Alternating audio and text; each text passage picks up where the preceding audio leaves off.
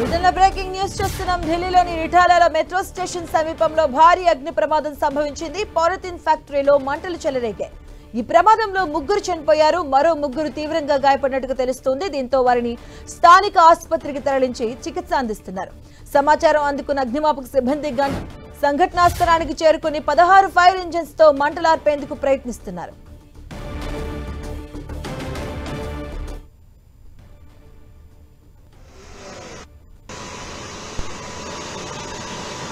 ఢిల్లీలో భారీ అగ్ని ప్రమాదం సంభవించింది. పాలిథిన్ ఫ్యాక్టరీలో ఒక్కసారిగా చెలరేగా ఈ మంటలు. ఈ ఘటనలో ముగ్గురు మృతి చెందగా మరో ముగ్గురుకు తీవ్రంగా గాయమైనట్టుగా తెలుస్తోంది. వారిని ఆసుపత్రికి చేర్పించారు.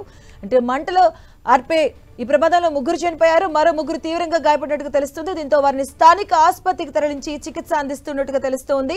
ఇక అగ్నిమాపక సిబ్బంది అక్కడ చేరుకొని సంఘటనా స్థలానికి చేరుకొని ఫైర్ ఇంజన్లతో మంటలు ఆర్పేందుకు ప్రయత్నిస్తున్నారు. 16 ఫైర్ ఇంజన్లు అక్కడికి చేరుకున్నాయి, మంటలు ఆర్పేందుకు ప్రయత్నిస్తున్నారు. పాలిథిన్ ఫ్యాక్టరీలో ఈ ఒక్కసారిగా మంటలు చేరడంతో ఈ ఘటన చోటు చేసుకుంది. ఈ ఘటనలో ముగ్గురు అక్కడికక్కడే మృతి చెందినట్టుగా తెలుస్తోంది.